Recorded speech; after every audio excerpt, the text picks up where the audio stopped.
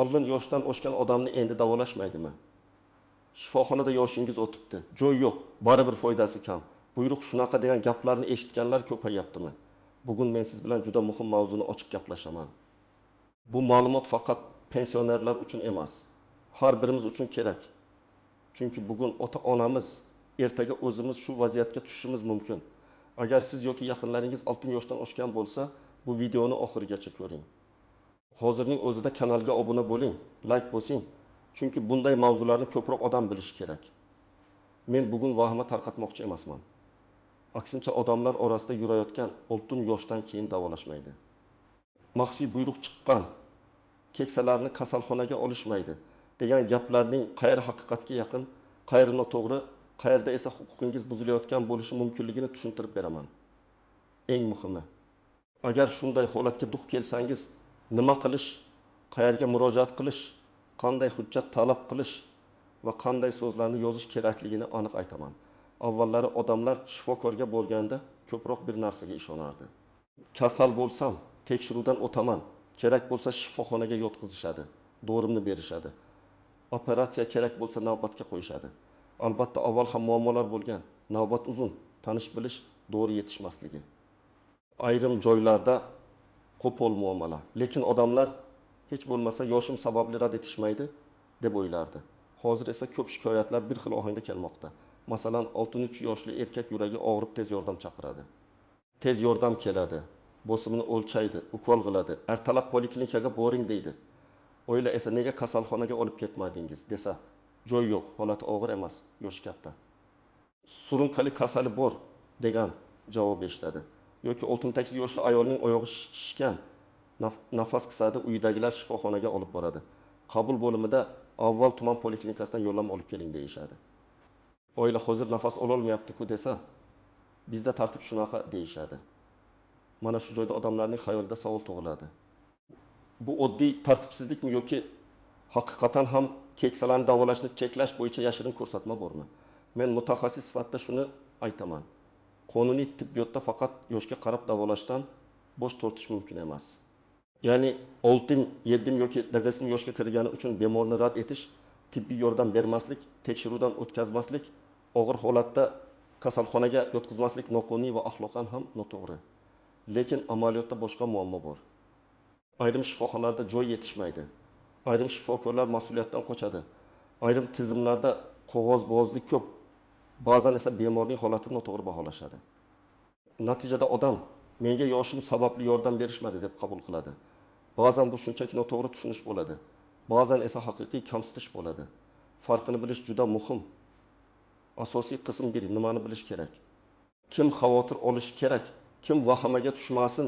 Eng avvalo 6 yosh bu tibbiyotda davolash to'xtaydi degan chegara emas. Aksincha 6 yoshdan keyin odam ko'proq tibbiy nazoratga muhtoj bo'ladi. Chunki bu yoshda qon bosimi, yurak ishemik kasalligi, qandli diabet, buyrak yetishmovchiligi, bo'g'im kasalliklari, insult xavfi, o'pka kasalliklari, ko'z bosimi, onkologik kasalliklar ko'proq uchraydi. Demak, mantiqan qarasak, keksalarni davolamaslik emas. Ko'proq va ehtiyotkorroq davolash kerak. Lekin shifokor har bir bemorni faqat yoshiga qarab emas, umumiy holatiga qarab baholaydi.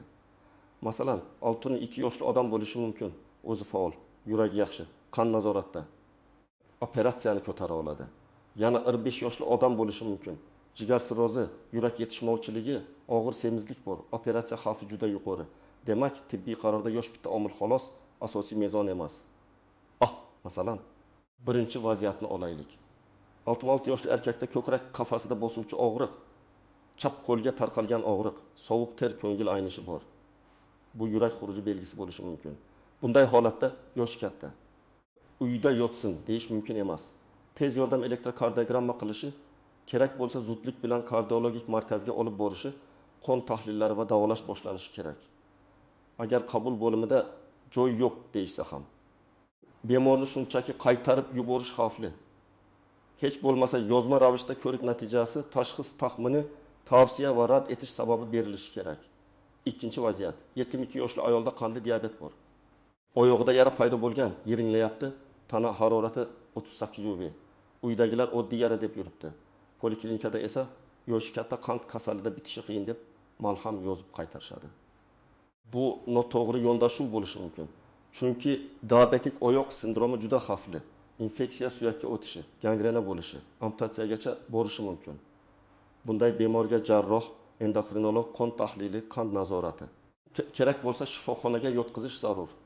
3-misol, 6.1. Yoshli ayolda tizza bo'g'imi og'riydi. Rentgenda artroz bor.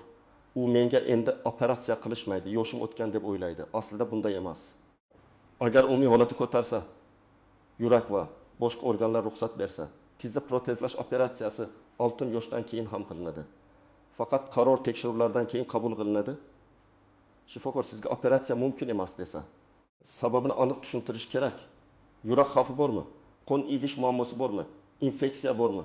Qand yuqorimi? Bosim nazoratsizmi? Yoshingiz katta degan umumiy gap yetarli asos emas. 4-misol. Taksum yoshli bemorda og'ir insult bo'lgan, xushsiz, nafas olish qiyin, bir nechta organ yetishmovchiligi bor. Bunday holatda shifokorlar reanimatsiyaga olish olmaslik, sun'iy nafas berish. Agressiv davolashning foyda va zararini baholaydi. Mana shu yerda odamlar ko'pincha davolashmadi deb o'ylashadi. Aslida ayrim og'ir holatlarda tibbiyot bemorni butunlay sog'aytirib yubora olmaydi. Faqat hayotini saqlashga yoki og'riqni kamaytirishga harakat qiladi. Bu juda nozik masala. Lekin hatto shunda ham bemor qarovsiz qoldirilmasligi kerak. Og'riqni kamaytirish, nafasni yengillashtirish, suyuqlik parvarish, qarindoshlarga tushuntirish, bularning hammasi tibbiy yordam hisoblanadi. Kimlar alohida xavotir olishi kerak? Birinchi navbatda surunkali kasalligi bor keksalar, yurak yetishmovchiligi, qandli diabet, yuqori qon bosimi, buyrak kasalligi, insult o'tkazganlar, o'pka kasalligi borlar, onkologik bemorlar, ikkinchi guruh yolg'iz yashaydigan pensionerlar. Chunki ular ko'pincha shifokorga kech murojaat qiladi. Hujjatlarni yig'a olmaydi. Navbatlarda qiynaladi. Uchinchi guruh nogironligi bor, yura olmaydigan, eshitish yoki ko'rishi past odamlar. Ular ko'proq rad javobiga duch kelishi mumkin, chunki tizim ularga moslashmagan bo'ladi. Kim vahimaga tushmasin. Agar siz 6 yoshdan oshgan bo'lsangiz, lekin shifokor sizni poliklinikada ko'rib, tekshiruvlar tayinlayotgan bo'lsa, dori yozayotgan bo'lsa, reja asosida mutaxassisga yuborayotgan bo'lsa, bu davolashdan bosh tortish emas. Har bir kasallik ham shoshilinch kasalxonaga yotqizishni talab qilmaydi. Masalan, bosim 1,5 ga 9 bo'lib, umumiy holat yaxshi bo'lsa, bunday bemorni uy sharoitida dorilar bilan nazorat qilish mumkin. Lekin bosim 200 ga bigagan, bosh aylanish, ko'krak og'rig'i, nutq buzilishi bo'lsa, bu boshqa masala. Endi eng muhim nozik nuqtalarga o'tamiz. Birinchi tuzoq, joy yo'q degan javob. Ha, shifoxonada joy bo'lmasligi mumkin. Lekin bemor shoshilinch holatda bo'lsa, tibbiyot muassasasi uni shunchaki ko'chaga chiqarib yuborish kerak emas. Kamida birlamchi yordam ko'rsatiladi, holati barqarorlashtiriladi, boshqa shifoxona bilan bog'laniladi. Yo'naltirish masalasi hal qilinadi. Agar sizga joy yo'q, olib keting deyishsa, iltimos ko'rik xulosasini va rad etish sababini yozma ravishda bering deb ayting. Ko'p holatda aynan shu gapdan keyin munosabat o'zgaradi. Chunki og'zaki rad etish oson, yozma rad etish esa mas'uliyat talab qiladi. Ikkinchi tuzoq yo'llanmasiz qabul qilmaymiz. Rejali davolanishda yo'llanma talab qilinishi mumkin. Masalan, belgilangan tartibda 4 mutaxassisga borish, rejali operatsiyaga navbatga turish, sanatoriy yoki markazga yuborilish. Lekin shoshilinch holatlarda yo'llanma yo'qligi yordam bermaslikka bahona bo'lmasligi kerak. Yurak xuruji, insult belgilari, kuchli qon ketish, og'ir nafas qisishi, hushdan ketish, og'ir allergik reaksiya, yuqori isitma bilan holsizlanish, qonning juda ko'tarilishi yoki tushib ketishi. Bular kutadigan holat emas. Uchinchi tuzoq, bu yoshda operatsiya qilinmaydi. To'g'ri, ayrim operatsiyalar juda xavfli bo'lishi mumkin.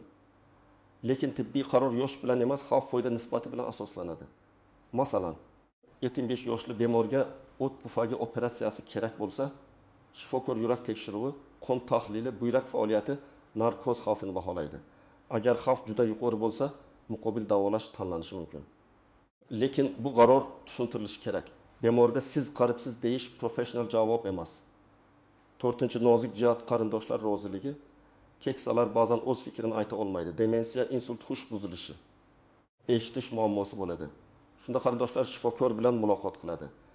Lekin agar bemor hushida bo'lsa va aqli joyida bo'lsa, uning o'z roziligi muhim. farzandi davolaman desa ham, bemor davolanishni xohlayman desa, shifokor bemorning fikrini inobatga olish kerak. Aksincha, bemor muolajadan bosh tortsa, shifokor xavfini tushuntirib, hujjatlashtiradi. 5-nozik jihat palliativ yordam. Ayrimlar palliativ yordamni endi davolashmaydi deb tushunadi. Aslida palliativ yordam og'ir, davolab bo'lmaydigan yoki juda uzoq davom etadigan kasalliklarda bemorning og'rig'ini, nafas qisishini, qo'rquvini, bezovtaligini kamaytirishga qaratilgan yordamdir. Masalan, saratonning oxirgi bosqichida bemorni har safar reanimatsiyaga olib borish foyda bermasligi mumkin, lekin og'riqsizlantirish, parvarish. Psixologik yordam, uyda kuzatuv juda zarur. Bu davolashdan voz kechish emas, bu davolashning boshqa shakli. 6-masala maxfiy buyruq degan gaplar. Men bunday gaplarni eshitganda doim bir narsani aytaman. Davlat tizimida odamning huquqini cheklaydigan har qanday muhim tartib rasmiy hujjat bilan belgilanadi va u maxfiy bo'lishi mumkin emas, ayniqsa tibbiy yordamdan foydalanish masalasida.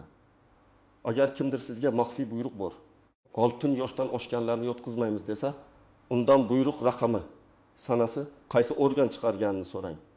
Odatda bunday gaplar aniq hujjatga emas, ichki og'zaki ko'rsatma, noto'g'ri tushuncha yoki mas'uliyatdan qochishga tayanadi. Shuning uchun har doim dalil so'rang. 7-masala, shifokorni ham tushunish kerak bo'lgan holatlar. Men faqat bemor tomonini emas, tizimdagi real bosimni ham bilaman. Bir shifokor bir kunda g'itim yotib bemor ko'rishi mumkin. Qabul bo'limida bir vaqtning o'zida 10 ta og'ir bemor kelishi mumkin. Joy, dori, apparat, hamshira yetishmasligi mumkin. Lekin bu muammolar bemorga qo'pol gapirish, yoshiga qarab rad etish, tushuntirmasdan qaytarish uchun bahona bo'lmasligi kerak. Tibbiyotda eng kamida muloqot, tushuntirish va hujjatlashtirish bo'lishi shart. Endi eng kerakli qism, agar siz yoki yaqinlaringiz 6 yoshdan oshgan bo'lsa, o'zingizni qanday himoya qilasiz? Birinchi qadam, har doim tibbiy papka tayyor bo'lsin. Unda pasport yoki ID nusxasi, pensionerlik yoki nogironlik hujjati bo'lsa, nusxasi, oxirgi tahlillar, EKG, UZI, rentgen, kasalxonadan chiqarilgan epikrizlar, ichayotgan dorilar ro'yxati bo'lsin. Dorilar ro'yxatida nomi, dozasi, kuniga necha mahal ichishi yozilsin. Masalan, enalapril 10 mg ertalab va kechqurun, metformin 500 mg kuniga 2 mahal, aspirin 75 mg kechqurun. Bu ro'yxat shifokorga vaqt tejaydi va xato nima? 2-qadam. Shoshilinch belgilarini biling. Ko'krak og'rig'i 10 daqiqadan ko'p davom etsa, nafas qisishi kuchaysa, yuzning bir tomoni qiyshayib qolsa, qo'l oyoq uvishsa yoki ishlamasa, nutq buzilsa, hushdan ketish bo'lsa, qon ketish to'xtamasa, qandli diabetda bemor hushyorligini yo'qotsa, bosim juda yuqori bo'lib bosh og'rig'i va ko'rish buzilishi bo'lsa, kutmang. Tez yordam chaqiring. Telefonda yoshini, asosiy kasalliklarni, hozirgi belgilarini aniq ayting. Onam 72 yoshda, qandli diabeti bor. Hozir nafas qisishi va ko'krak og'rig'i bor. Sovuq ter bosgan desangiz, vaziyatning jiddiyligi tushunarli bo'ladi. 3-qadam, qabul bo'limida og'zaki bahsga kirishib ketmang. Aniq va xotirjam gapiring. Biz yordam so'rab keldik. Iltimos, bemorni ko'rikdan o'tkazing, holatini yozma qayd qiling. Agar yotqizish imkoni bo'lmasa, sababini va keyin harakatlarimizni yozma bering deng. Agar rad etilsa, rad javobini yozma shaklda. Shifokor familiyasi, sana va muassasa muhri bilan berishingizni so'rayman deb ayting. Bu juda muhim. 4-qadam, shikoyat yozishni biling. Shikoyat hissiyot bilan emas, fakt bilan yoziladi. Masalan, 2026 yil 2-mart kuni soat 21:30 da 68 yoshli onam falon shifoxona qabul bo'limiga nafas qisishi va ko'krak og'rig'i bilan olib borildi. Qabulda falon shifokor ko'rdi yoki ko'rmadi. EKG qilinmadi, qon tahlili olinmadi. Yotqizish rad etildi. Rad etish sababi og'zaki joy yo'q deb aytildi. Yozma xulosa berilmadi. Holat bo'yicha xizmat tekshiruv o'tkazishingizni va yozma javob berishingizni so'rayman. Mana shunday yozing. Ular odam emas. Hammasi paraxo'r kabi umumiy haqoratlar shikoyat kuchini kamaytiradi. 5-qadam, qayerga murojaat qilish mumkin? Avvalo muassasa bosh shifokoriga yoki navbatchi ma'muriyatga murojaat qiling. Ko'p masala shu joyning o'zida hal bo'ladi. Agar hal bo'lmasa, hududiy sog'liqni saqlash boshqarmasiga, tegishli vazirlikning ishonch telefoniga yoki rasmiy murojaat portallariga yozma murojaat qiling. Agar bemorga zarar yetgan deb hisoblasangiz, huquqni muhofaza qiluvchi organlarga ham murojaat qilish mumkin. Muhimi, har bir murojaatda sana, vaqt, joy, Shifokor ismi, guvohlar, mavjud hujjatlar, foto yoki video bo'lsa, ularni ko'rsating. 6-qadam. Tibbiy hujjatlaringizdan nusxa olishni so'rang. Ko'rik varaqasi, tahlillar, EKG, epikriz, tavsiyalar, bular bemorning huquqi uchun muhim. Ba'zan odamlar bizga hech narsa berishmadi deyishadi. Siz so'rashingiz kerak. Iltimos, ko'rik xulosasi va tavsiyalarni yozib bering. Agar keyin boshqa shifokorga borsangiz, u oldingi hujjatlarsiz to'liq baho bera olmaydi. 7-qadam, ikkinchi fikr oling. Agar sizga operatsiya mumkin emas, davolash foydasiz, yosh katta deyishsa, imkon bo'lsa boshqa mutaxassisga ko'rining. Ayniqsa yurak, onkologiya, ortopediya, neyroxirurgiya, buyrak kasalliklari kabi katta qarorlarda ikkinchi fikr juda muhim. Bu birinchi shifokorga ishonmaslik emas, bu normal tibbiy amaliyot. Ba'zan bir shifokor xavfni yuqori deb ko'radi. Boshqa markazda esa zamonaviy usul bilan davolash imkoni bo'ladi. 8-qadam. Keksaning uyidagi nazoratni kuchaytiring. 6 yoshdan keyin faqat kasal bo'lganda shifokorga borish yetarli emas. Qon bosimini muntazam o'lchash, qonni nazorat qilish, dorilarni vaqtida ichish, yiliga kamida bir marta umumiy tahlillar, EKG, ko'z tekshiruvi, buyrak ko'rsatkichlari, kerak bo'lsa kardiolog yoki endokrinolog ko'rgi kerak. Ko'p og'ir holatlar birdan paydo bo'lmaydi, oldindan belgilar beradi. Masalan, oyoq shishi, kechasi nafas qisishi, tez charchash yurak yetishmovchiligi belgisi bo'lishi mumkin. Qandli diabetda oyoq tagidagi kichik yara ham katta muammoga aylanishi mumkin. 9-qadam. Shifokor bilan muloqotda aniq savollar bering. Ahvolimiz yomonmi? degan umumiy savol o'rniga tashxis nima? Qaysi tahlil asosida shunday deyapsiz? Uyga olib ketsak, qaysi belgi bo'lsa, darhol qaytamiz. Qaysi dorini qancha ichamiz? Yotqizish nega shart emas deb hisobladingiz? Rejali ko'rikka qachon kelamiz deb so'rang. Javoblar yozma bo'lsa yanada yaxshi. 10-qadam. Yaqiningizning yoshini himoya qiling, lekin shifokordan imkonsiz narsani ham talab qilmang.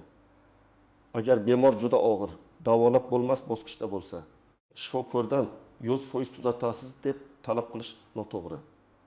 Lekin og'riqsizlantiring, nafasini yengillashtiring, parvarish bo'yicha yo'l ko'rsating, qayerga murojaat qilishimizni ayting deb talab qilish to'g'ri.